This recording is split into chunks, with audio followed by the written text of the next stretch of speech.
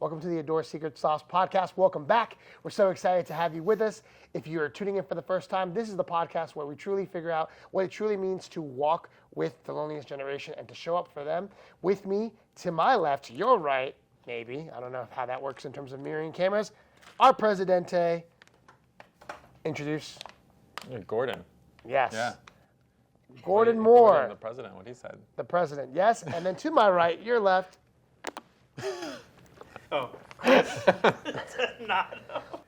So in the previous episode, we were talking about mission and our specific callings that brought us into the space that we're in today with Adore and ministering to teens. But what happens when you are ministering to teens that could care less or in a kind of a spiritual burnout? How do we walk with them through that fog? How do we accompany someone that really doesn't want to be here, right? Or has gone through something that has forced them to check out spiritually? That's what we're going to talk about today. Right. It's one thing to show up. It's one thing to, sometimes the hardest part for our teens is getting up on that Sunday, on that Friday, whenever we hold our youth nights and our events, and to actually show up, right? Sometimes that's half the battle. Sometimes that's the whole thing. Sometimes for them, when they're sitting there and we're trying to reach them or we're trying to enter into prayer or create an opportunity for encounter, a lot of times the youth that we encounter are visibly there. There's a pulse, but they're spiritually checked out. Not all the lights are on, right? And so that's kind of what we're going to focus on today. And I can speak for myself. I've been there. I've been that teen. I've been that teen where, it's almost like I'm coming to be, and this is the wrong thing, right? But as a teen, I was someone that went to these church events or these retreats or these youth nights to be entertained, right? To be entertained. And so the light bulb didn't go off until you did the work and kind of got that out of me. But also, unbeknownst to my youth minister, right, there were issues that I had with, my own spirituality that was connected to my biological father. And so I'm not saying everybody has that, but there is stuff, the obstacles in our way, or even the crosses that we have to carry, sometimes feel so daunting that we don't even want to even begin the journey or begin to even listen. But I don't know, this is something that maybe strikes a chord with either of us here who minister to teens, but specifically with Gordon, this is something that is a topic that maybe is near and dear to your heart. Why'd you choose this? Why did I choose this? I don't know. Or what do you think about that? Like, have you ever encountered teens, or were you yourself someone that needed to be that much more engaged because you were spiritually burnt out? Yeah, I mean, you were saying like I was that teen. I think I'm that adult.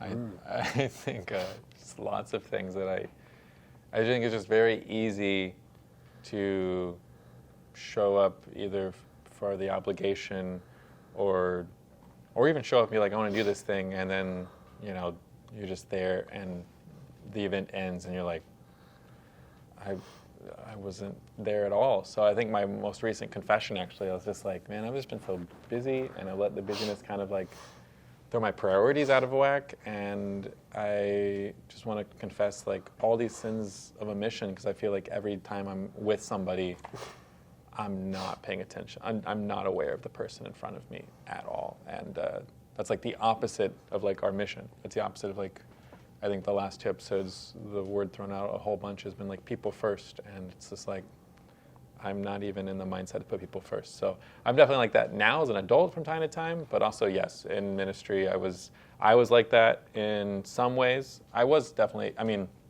I don't think I had any idea what youth ministry was or spirituality was until I came to own it myself later on in college. So for me, I was just there to have fun, like you said, but I wasn't choosing to do so out of any ill will, I guess. Right. Yeah. I'm so happy and relieved that you said it like that, in the sense like I'm there as an adult now, because like, okay, let's just remove the guardrails and just go there. Like, that's me today. Like, yes. usually, well, yeah. and so we're taping this on a Monday, but I just feel like sometimes on a Sunday, you're dressed up, suited and booted, sitting in the pew, ready to go, and I just miss the readings, or like I miss the gospel, or I miss the homily, and I'm like, oh no, like so I'm like forced to like look at my phone and make sure like I reread the readings as like it doesn't count unless like I enter in. But no, there are times where I'm just checked out, or for burnout on a just purely like you know life level, just like through my day to day, like it doesn't even have to be something bad or traumatic that checks me out. It could just be the grind of the mundane that just kind of knocks me out. So I definitely, it resonates with me like heavily, like what you're saying, because as an adult, like we have that. We all have our things, and they're good things, and a lot of them come from the Lord. And I'm not going to say like my children are one of those things, but sometimes they are, and how I react to those little obstacles of love, But sometimes I check out, and it's not because of them, because of my own stuff. It's because of my own things that we got going on, So I find myself checking out. How about you, Chris? I mean, I was just thinking right now. I never finished it, but I was reading a book that like a bunch of journal writings from like Pope John 23rd, I think it was. Like, every day was about how he wasn't paying attention to mass. He was feeling bad about like dozing off or like not paying attention. I was like, I think it's okay. It's gonna happen. And I think we'll get to it later, but I think it's just like part of the journey. Like it's gonna happen, but how do we like once you notice, how do you like redirect?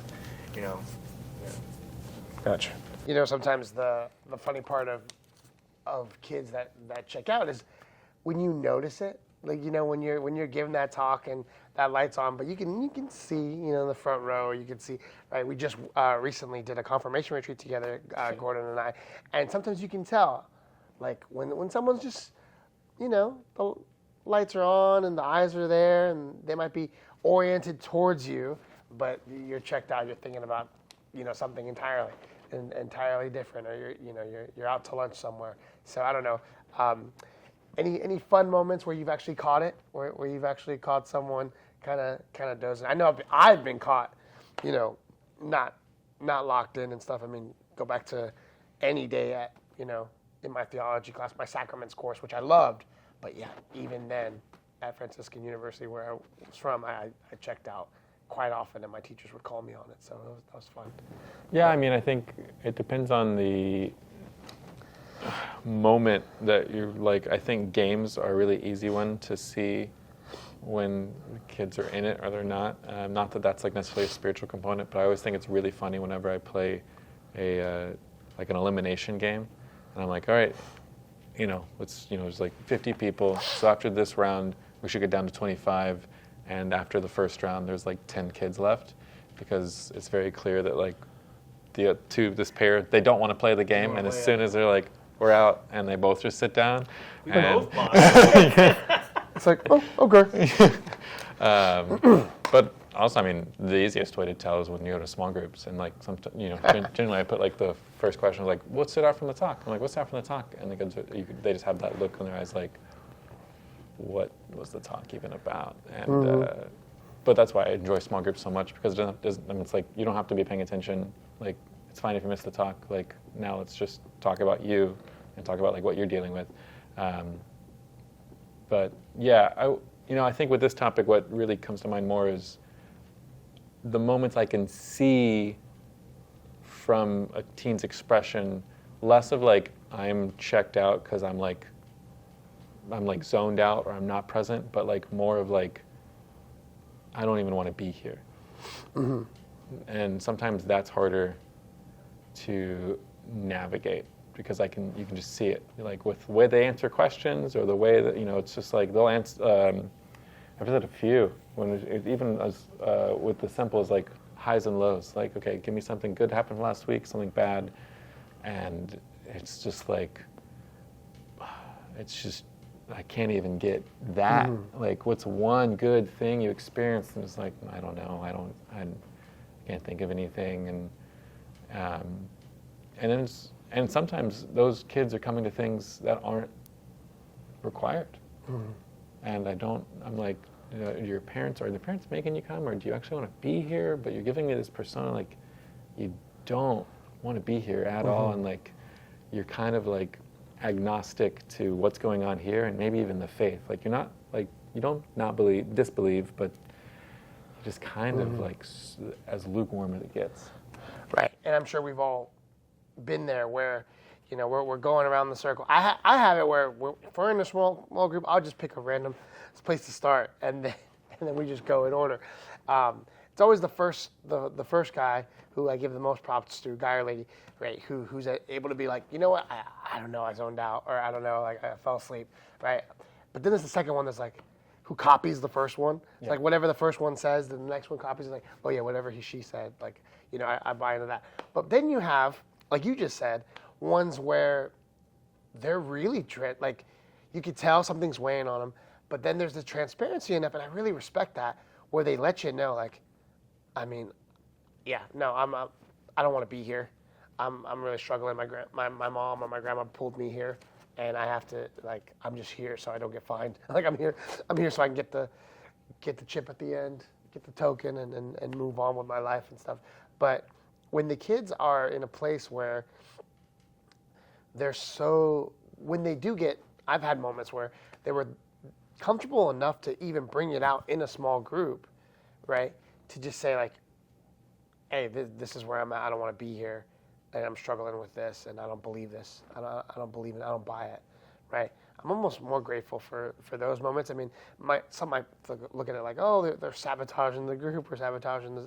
But like, no, like, that's where they're at, and I appreciate that kind of authenticity. And now it's up to us to like deep pool and try to help from that place. But I don't know. Have you ever had it where it's gone? Not off the rails, but where it's actually gone to that place of like, we're going to get deep real quick. You're going to know exactly where this person is. He is checked out. He's letting you know. And then like, how do you steer that? Checked out, or the one where they're just like, they're checked out because they're this, broken. like, They're checked out because it's like, I don't buy it. I think someone being checked out because they don't believe it, or they're hostile to the faith, or just to what we're talking about. I think that's a lot easier, and I prefer that than someone who's like apathetic, who's like doesn't care. Yeah. Because you can't be hostile unless you're being engaged or allowing yourself to be engaged. Right. Allowing whatever the topic, whatever the situation is to bother you. And so the very fact that this person might be engaged, well, then we can have a conversation about what they don't believe in or what they disagree with, and but someone who's apathetic, doesn't want to be there, that's a lot harder. That's more of like that's a one-on-one, got to build some sort of relationship, find some common ground. Like, you're here, you're gonna be here the next hour and a half or the rest of the weekend, so like, at least can you engage, versus we can debate, we can have a conversation, we can go deep with this. I'd much rather have the hostile kid versus like the apathetic kid. I'm with I you. think the I'm with apathetic you. kid brings it down even more. Because the hostile kids are going to be like, oh, this dude's Agree or like, disagree. Yeah, like, Yeah. agree, disagree, or like, I never thought someone would say that, or like, We can do that? yeah, like, it almost like adds a little bit of excitement to it, or like nerves to it, versus like the apathetic kid who's just kind of brings it down, which is fine. Like, I'm very much glad they're there, but for them it's more of like, hey, you're here, so at least like invest. You're here, at least try and have fun at the bare minimum. Right. Yeah, you can do a lot with someone that is impassioned, emboldened about something, whether it's for what you're trying to promote or advocate for, or against. Like, I can work with that. Yeah, I had a kid once who was really into Digimon. Into what? Digimon. No, Or he was Poke- really into like fascism, okay. like Russia, like Germany. And, Okay. And we're talking about that, and I asked him like, hey, what do you know about what the church teaches about like stuff like that? He's like, I don't know. And so that curiosity and his love of history, we read through a church document on some of the social teachings of the church. Like, we met weekly, and he read the document. You wouldn't get that with an apathetic kid, at least right off the bat. Right.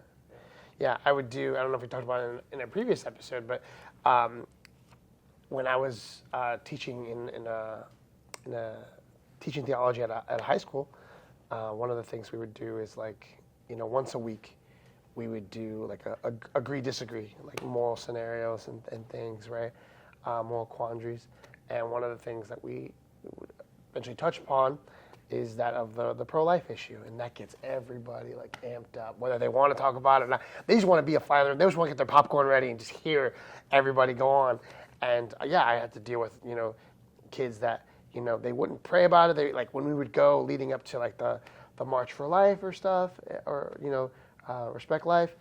When it became like in a spiritual setting, like we would go down to the chapel or go down to adoration, right, and pray on it. Like that was really difficult for them. But then when we actually would talk about it, like in this agree disagree, like we have I tape down a line on the floor and say I give them the scenario or I give them the catechism reference, right, and then they would decide, do I agree with this statement or do I disagree, or if I'm in the middle. And you really see like where the kids these are things that they want to talk about, right? And so it was my job. It's like to know the potential caveats for whatever scenario was, but also, in a weird way, like I look forward to it. Like I want those kids to feel comfortable enough, bought in enough to, even if they disagree, I can get them there. I can try with the Lord's help. Obviously, we can try to work with it. But again, in religion class, I saw them every other day. Sometimes we're at a disadvantage where we only get that weekend, right? And so, that's why our ministry is not on us, but it's on the Lord to do what He does. But what do you think? Either more on that point, Gordon, or where do you think that comes from? What do you think are the main reasons that we have in this generation kids that don't, that not necessarily don't, but won't buy in or are in this place of like, this. Just disengage. Yeah. Just what do you think are the main reasons as to why, like we are, our teens may be facing like this disengagement, whether it's impassioned or apathetic. What do you think is bringing us to this place of disengagement? I don't know. I think there's lots of reasons, but I just, you and I just came off that retreat recently with some high school teens, and it was such an interesting group and such a different group than I've served, that like I was kind of learning their needs over the weekend. And it was a group where it's like we could start the morning in prayer, and we're praying, and they're very pious, and they're in, and then we could be praying like an hour or two later, and they're like not about it, and they're like super into a talk and not into a talk, and super into a small group and not in a small group. They're like, yes, let's play games, but also let's not play this kind of game. And it just got, and like to a point where like by the end of the night, like one long night, like it was so hard to kind of keep them focused and because they were just such a long day. But then after we closed and it was time for them to go to the cabins, on their own, they led like an almost 2-hour-long Bible study. And like, if the kids were like talking, like kind of being talkative during the Bible study, like the kids would get around and get them all to quiet down and make sure they're paying attention. And I was like, where was this? Like 3 hours ago. And I think it's just like that group specifically, I just realized like, I don't think that they know what they want. Like when they're getting something they want, they're like, this is what I want. And when they're not getting what they want, they don't know what it is that they want. And I think it's because they don't have everything, but they have a lot of things so easily and so readily available to them that they don't know what it is they want, and they don't know that what we're talking about and what like their faith and like God is offering will fulfill the things that they don't know that they want. Does that make sense? It does make sense. It does make sense. I think it's I don't know what the actual phrase is. When you have too many choices, it's really not a choice. Yeah, like they're so inundated and it's oversaturated with just so much, this excess of different choices and customizations that it's almost like the kids are doing this now, right? Like, can't even do it. That's cringy, but they do that. We have that now with like adults. Like, I need the liturgy my way, or it's wrong. Right. Right. No, but for our teens, yeah, like definitely they're coming from from that place. Would you say that that's a reason why they're kind of disengaged? Is just Yeah, I like, do. I think I think it's like if they don't know what they want, then when like you're trying to portray what the faith can give them, they're like, I don't even know if that's what I want. Like, why, if it's going to bring me, even like something as simple as like peace, joy, like those kinds of things. They're like, once I decide that that's what I need or want, then I'll come. But I don't. I'm in this weird, like, I don't know if that's right. I think but even I don't want to introduce, like, and I'm processing it. Like with the kids, or even with working and ministering to adults too, it's less like, and there's many ways to skin a cat, or there's many ways to, like, propose, virtue, morality, right? The faith. But I think it's like, that's why it's so important to, like, go through the steps of, like, well, who am I? Who does God say that I am? Right? That's like the first rung of, like, where is my identity tied to? Mm-hmm. Is it just tied to what I do, or is it tied to the people that that created me? Well, what if where I come from is not in a good place? I always feel like we have to get to this place where we introduce the person, and the person of Christ is where we get that the virtue, the example, the model for holiness, right? That's if we can introduce them and find more ways to get them in front of this person, and we are so spoiled in the best way. I don't even want to use the word spoiled. We are so blessed with the opportunity of the sacraments and the Eucharist to be able to say, like, this is where I'm going to orient you to a person, not just here's another way of life, because there's so many ways of life. There's so many avenues that they could take to like, well, get inner peace with Buddha, or like get inner peace with a Jedi or something, right? Like, I feel like our best shot Is that an option? is that be a Jedi. Yeah. I mean, sure, but like It's the the priesthood. Force It's isn't the priesthood. good or nothing, or good or evil, I agree, but I do think. Yeah, you can disagree. Well, I agree, but I think this goes back to, like, Chris's point on, like, it's way easier to work with someone who disagrees than someone who's Yes. apathetic.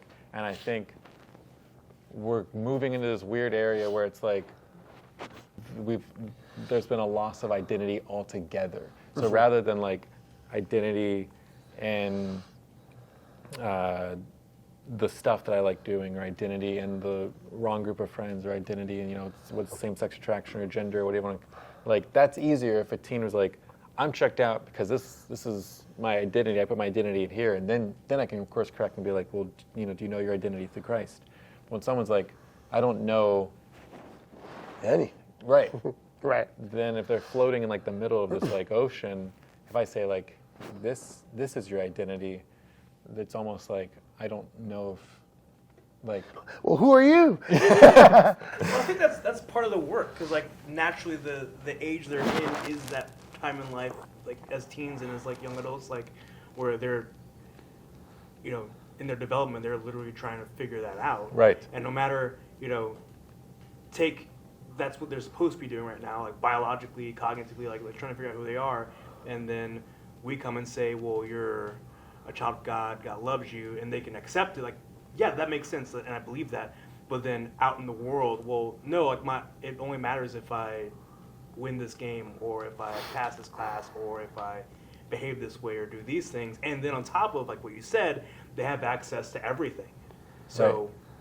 But I think because the XFF, I feel like there's a lot of people who don't even know that they're, like, they care about winning the game. Like, I'm just saying, like, even that stuff, like, secularly, I don't think seems to matter to some kids, and it's like throwing a buoy to someone who doesn't realize they're drowning. It's like, here, and then they're like, I'm good. I don't need this. Yeah, and it's even like the secular world's throwing buoys as well. Like, here, like, accept this identity, and they're like, I don't need that either. So, just for clarification, right? As we're going through it, one reason for the disengagement in the loneliest generation, in the folks that we encounter, who we minister to, is that lack of identity. Yeah, yes, a lack of identity, not just in Christ, but in general. It's like, even as an adult, I know adults who are like, if you're gonna like, hey, let's figure out a place to eat, you should not pitch out more than 3 ideas. Once you throw out 5 ideas, then we're like, that's too many choices, and I don't want to choose. And I think that's our culture now. Here's all these options on the table. We're at a buffet, and I'd rather just not choose like what matters to me, what I identify in, and so, no, thank you. Gotcha. What do you think's another I think reason? for me, the 3 that came to mind that have Oh, been you got 3? consistent. Well, I've been consistent I had another one, but- throughout like all my time in ministry is like, kids, especially if they're like being forced to go, or if it's not a priority or it's not a real thing in the family. Like, Yeah. we're sending you to check off that confirmation, check off that sacrament checkbox. It's a cultural And event. we're trying to go further than that, and they're like, I'm only here for this, and it's not even like we don't even go to mass, so, like we don't even pray as a family, so it's not even like a real. That's family. rough. Yeah. Like the other end of the spectrum is, maybe you have a family, like parents might be like fire and brimstone. Well, it's like I don't want anything to do with that, so I'm not going to buy in because that's the example I've been given of what the church is and what God is. So like I obviously don't want a part of that. And then the other thing kind of bounces back to having so many things is, sure, I might believe, and my family might believe, but we put other things as priorities over this. Like, we make it to mass, we may even pray at home, but, sports, like everything else is actually more important. Like I remember when we lived in Colorado, in the mountains, like that's mission territory. You literally have every single sport available to you. Summer sports, spring, fall, winter sports. I remember there was our pastor was out of town, and we had a visiting priest, so I just walked across to check, make sure mass is happening, and it's time for the first reading, and no one gets up to go read. And I was like, I'm not dressed for mass, whatever, anything. Then I was standing in the back, and I was like, I guess I'll go up and read. So I just walked up and read, came back, and it's time for like the second reading, and like no one else stands up. I was like, all right, I guess I'll go up and do the next reading. And after mass, I was talking with someone who's a local, and I was like, what happened? They're like, it snowed this morning. It's fresh powder. They probably just decided to go. It's like, where are our priorities? We may even have faith, but like, you know what? I'm gonna do this right now. Fresh powder. Fresh pow. Yeah. No. With the first one, with culturally, so, man, all right, we had an awesome fall retreat with our teens, and I just remember like it was super good for this one young man, and we come back from the retreat, and we're talking on the way back, and he tells me, "This was so great. I can't wait to experience this next year." I'm like, why next year? We got youth group next week. What's going on? And he's like, no, I can't. My parents are divorced. I can't make it. I'm, on those off weeks, I'm with the other parent, and they don't practice, and I can't get here, right? I'm literally just doing this because my mom said that I had to, because it's my grandma, and like that's what she did, and so like we do it culturally, like it's just nominal kind of thing. He didn't use that word, but you know what I mean? Like that was like the biggest deflator, right? It's like here we've worked so hard to engage, our youth, and then what do we got? We got these deterrents, to the faith, which is that of this reality that a lot of times, our peers, our adults, right, are sending their kids because like, you know what, this is what we did. This is what my mom did. I put them in Catholic school, or I send them to the youth group to fix them, and then they come back, and if I don't like it, then we check that off the board. Now we go on to something else. But oftentimes that's the kids, that I would run into. But then also, I remember coming off of a Steubenville conference. It was my first time as a professional youth minister, and I remember coming back from a Stubby youth conference, and I remember one kid, we got back from, the conference, and his mom was waiting for him, and his mom's like yelling at him, like as soon as he walks off the bus.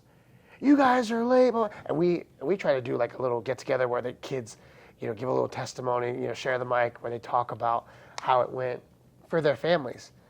And then she's like, in Spanish, like, absolutely not. Like, I gotta go, blah, blah, blah. Like, you're making me late, blah, blah. And, even crazier, like she had been, throwing it back. Like she's been drinking. And so that was a whole nother bag we had to deal with and work. But the son saw all that. The kids saw all that. So, the Lord's doing amazing things on this retreat. Eyes opened, like I'm ready. I want to do this.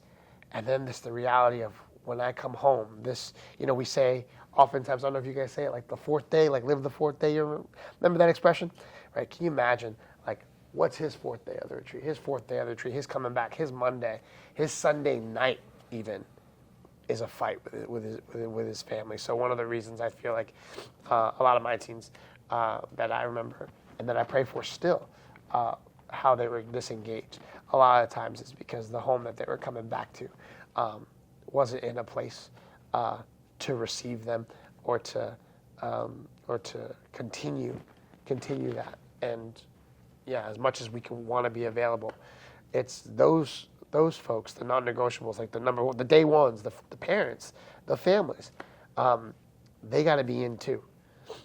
It's not impossible, right? Because I'm sure we have some stories of probably situations and families that we come from where faith wasn't readily available and the Lord still broke through. But when we talk about kids that, had the tendency to be disengaged, a lot of what I saw in my time was this, this turmoil at home that made the soil so toxic that they couldn't at the time. So, I don't know. What do you think? Yeah, I mean, kind of a similar but slightly different, not necessarily broken homes, but also too in the sense of like going back to teens not being, or just like not seeing it in the home, not just practicing, but also when it comes to priorities. And I think like on the retreat that I just recently attended, I saw this a few times. There was a team, we were playing a game, and one of the games, I love kind of chaos in games, and so it was a game we were playing that was, I wouldn't say it was dangerous, but it was right there. It was close, there was a line. It was a closed space, and they were running full speed. And so a kid dislocated his finger, and I guess his dad's a doctor, so he was able to pop it back in. And his dad was there. His dad was not there. Oh no, his dad was not there. No, but he popped we'll that back in. Edit this somehow. And to make us not we live. splinted it, and he seemed fine about it. He was like, "Yeah, just look at it. I think it's okay. We're all good," and we were all good about that. But I wanted to let his parents know, so we contacted his parents, and then they're like, "Hey, we talked to our son." And I was like, "Sure." So they're getting dinner. So I got someone to grab his son. While I was waiting, I heard the dad tell his wife, like, "Hey, so and so hurt his finger." And then there's this despair on the phone between the two of them, and they're like, "We spent so much money, preparing him for this." And I thought they were talking about the retreat, which I was like, "Yeah, I understand if you're upset. You spend time on this retreat. I injured your son. That's fair." But later, after he's talking to his parents, and when he's talking to his parents, his face just changed.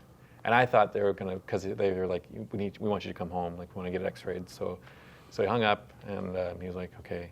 And I was like, "Did you talk to me? Are you good?" And they're like, "Yeah." I was like, you're good? Do you need to go home?" And they're like, "No, it's okay." I was like, "Okay." So he went back, and then we found him 2 minutes later, and he was just not eating, and he was crying, but he was trying. So we separated him, and I was like, "Do you want some space?" Yeah. So I walked him back to the main hall so he could go pray, and we were walking. I was like, "Go try and talk to him, and just be like, are you okay? What's going on?" And he's like, "I got a piano audition on Monday. I play piano, use my fingers," and I guess they'd been investing in really expensive lessons, and he's like, "And I'm not gonna be able to do it." And I was like, "Are you saying you're not gonna be able to do it because you can't do it, or because when you're talking to your parents, they said you can't do it?" He's like, "No, I know I can't do it." And I was like, "Okay." And I was like, "Well, do you want to talk about it? Anything we can do?" Or he's like, "You just want some space." I just want some space. I was like, "All right, well, I understand." I just can kind of encourage, I totally get that really, really sucks.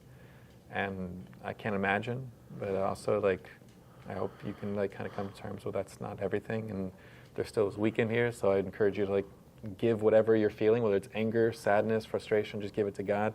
And then we had our reflection that night, and I saw him afterwards when he came to pick up his phone. And I was like, how you doing? He's like, I'm good. And he just seemed like much lighter and better, and I hope you got a lot out. But then like I saw someone else later. I was like, right after that, I got him situated, and I walked outside and had a kid on like looking at his phone. And he seemed like tears in his eyes, wasn't quite crying. And I was like, hey, is everything okay? And he's someone that I know because he comes on Sundays. And I was like, you okay? He's like, I just got like all-state news, like they were trying out for like orchestra or something. And he was like, oh, well, what did you? He's like, I didn't get anything. And I was like, man. And just the pressure of like those feelings are real. And obviously like when I was a kid, there were certain things that I put everything into, but also like I think too, when it comes to the families, like they feel the pressure. Like my dad, I did not want to do sports. My dad thought he could have been pro. He says he could have been pro. I remember baseball, but then he ended up going for football because my grandfather wanted him to do football, and he regrets doing football. And so he put that pressure on like me and my brother, and we grew up with sports, and I just never really wanted to play sports, and he would like have us practice, and I just remember that pressure of just like I had to be perfect. I was a offensive tight end, and I was terrified of catching the ball. You were? I was an offensive. Well, I was You were a tight end? I was tight end. Where'd it go? You have to be big to play tight end. I was able to keep those big guys away from the Wow. quarterback. I could not catch a ball to save my life. You shouldn't be tight end, but okay. Yeah. That's But we that's would amazing. run drills, me and my dad, practicing catching the ball. And I just remember every time we would huddle up, and they were like, "Oh, we're gonna do a down and right to Gordon." I'm like, "No!" And then every time I failed, I wasn't upset at myself, and I was upset because like I felt like I let my dad down. So one of those things of just like I think that's a real thing kids experience too. Yeah, the pressure. Yes, a lot pressure. of what leads us. Pressure into the wrong things. Yeah. Like, I don't think we should have pressure at all. But imagine if that pressure was on like their faith, Right, and then which would also be toxic in some. and it could totally lead us to the other place. Like, it's like you press so much. That goes to the fire and brimstone you were talking about. That we full court press so much that they're just like, I'm gonna go the opposite of that, right? Or I'm gonna right. So no, that's like I don't know. You want to talk a little bit about that pressure? Well, I think the challenge for us is like that's just how things are right now, Right. and how families Yeah. operate, and how Yeah. schools operate. So I think a challenge for us is how do we then enter into that? Because even if you take family pressure away, even take school pressure away, there are things that our teens are passionate about and want to pour themselves into, whether it's sports or art or music, and to I'm assuming this kid was probably really excited for his piano rehearsal, I'm sure he was. and to just be able to enter into that reality of like they're really like we know that it's not the end of the world, but it's like literally it's how their brain operates. But so it's like how can we? But also, it could have been like a once in a lifetime opportunity. Yeah. Like, it's like- How do we enter into that with them, to like to show that that I know this is important to you, to like because some people will want to say, well, none of that's important. Only like our faith is important. It's like, well, Shut up. that's No, I these mean, things even are now, good, like- Yeah, too. these are good Like, pursuits. Like, Yeah. you're a coach. Like sports are good, and It's and, good. I mean, It's a way to I'm virtue. I'm sure we could have a whole podcast on the the lessons you've learned in sports that correlate to faith. Absolutely. And I think it's You just should like create a sports ministry, a Catholic-based sports yeah, ministry. how do we Oh my enter into God. those moments? Support them. Diocese. We need you. No, I'm just kidding. I will take that out. Anyway, no, that's it. no, I think Yeah. that's it. And it's also a little bit of, maybe a lot of this, like I think when I run into those things or when I run into those situations or like Gordon's, like immediately I thought of like when a kid is facing this insurmountable pressure, a lot of times the temptation for the youth minister, at least me, is like, I gotta fix it. I gotta help him. And it's like, Yeah. no, dummy. Yeah, like, yeah. let it simmer down. Yeah, he needs to experience this. He needs to experience this Right. right now because this is where it's the Lord can enter in. You've already He's already done the work. He's already here. Right. He's already at this retreat. So what an opportunity for him to just sit with it real quick. You just be there as guardrails to make sure he doesn't, hurt his finger again. But you know what I mean? Like, just be present. It is took my big me thing. Yeah. like 2 hours that retreat to just like finally, because I had to be like, I was like anxious about like, what do the parents think? Like, the parents are going to hate confession now. I mean, not confirmation now. They're going to be like, I want to get my student confirmed, and now he's not going to be a professional piano player. They're going to hate me. They're going to like all these things. And eventually I was like, Lord. They still might. I know. But, but Lord, what's your prayer? What's your prayer in that moment? My prayer was just like, here's all the things I'm feeling. Please take them away. And like any like assumption I have about him, assumptions about like their parenting style, all these things, like get those evil thoughts like away and let me just be present. And let this space, let this retreat and the space be a place of healing for both of us. Absolutely. But yeah, it was. Yeah. I think those are the glory stories, is when we kind of just sit back, be available, be present, accompany, invite, because you did, like you would check in on him, right? How are you? Like just those things, and allow him to have that space, or him or her to have that space to be like, you know what, I still need a little bit, of space. And I think the big thing is, it's as ministers, it's like it's not all on us. It's like, the Lord's working. Have trust, pray, and back off. Sometimes just back off. But I think when we're running into our kids that are disengaged, that all appearances indicate that they're quitting in this moment. Don't be so sure. Yeah. Don't be so sure. Like, don't count the Lord out. A lot can happen in a weekend or in a youth night.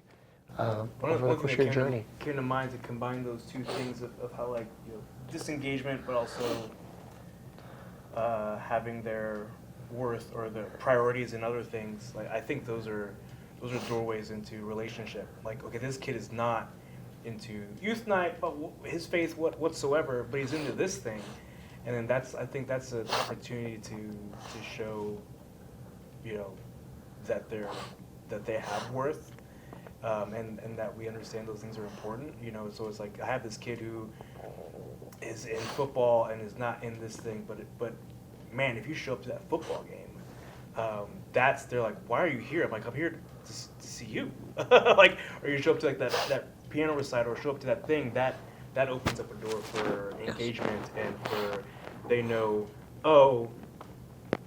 You don't just want me at this youth group of Bible study because it's your thing and you think it's important, but because you actually value me, and that's even more of an opening to relationship, but also that relationship is a stepping stone to the faith. Absolutely. It shows that you're not just, all about their attendance at something, or something that it's your job. Like, no, you went out of your way to come out and see me, people first kind of thing, right? And that creates. We had a kid who really wasn't not really super deep into his faith. He was active in the youth group, and I'll never forget, his father passed away, and I think I made it to the funeral, and I think you made it to the burial, and I got there for like the rosary during the service. And he sees me, comes up, he's like, what are you doing here? This is totally different. It's not a sport or anything, but I'm like, he's like, what are you doing here? I'm like, I'm here for you, man. What are you talking about? That's awesome. And you could tell how much that meant to him, that, for showing up. This isn't a church thing. This isn't the thing you're putting on, but like, no, this is important to you. And just like just saw how much it affected him, just being there. Yeah. Definitely, it reminds me of one of my girls from my youth group days. Gosh, it was one of those like where they loved the previous youth minister, and then like, here I come. I'm like the guy who replaces, like, comes after the one that's like so beloved, and it just never clicked for us in that way, She stayed in youth group, graduated, all that, but just the connection, like as far as that. She was appreciative, but it wasn't like, oh my gosh, youth ministry, right? But she was like what do you call it? like an extra in a play. Yeah. It was like In the Heights, like the musical or whatever. And so and it's like she was one of the extras in it. And I got wind that she had a part or whatever, and we took my whole family and like we went, and she's like, "You came?" Like I literally had like no lines and like whatever. I was like, "It was important to you. It was important to you. So it was important to me." You know, and like those little moments, right, are memorable things. And so sometimes you don't have to have the right words, or you don't have to have the right program or anything. You just have to be present, be a human, and just see how the Lord uses that. And so, and it's opened a lot of cool doors for her and her faith, because she, you know, remembers like the volunteers and the folks that were in her path of life, that were there along the way, supporting her, cheering her on. And so that helped, because previous to that, this person was, you know, kind of indifferent to it, and most would throw in the towel and just focus on the ones that were all in. You got to see those moments as opportunities to accept the challenge, and to pray even harder, and to really put the attention into your work, into your ministry, to make it a place where kids can actually, like, you know, flourish and connect with the Lord. Anyway, that's enough for this episode. I think we took this one to the. I think we hit every point. It happened organically. So thank you again, Gordon and Chris, and we'll see you at the next one. If you haven't already done so, check out adornministries.com to be able to get more of what we do, the mission, and how to support the mission of accompanying the loneliest generation. Thank you so much.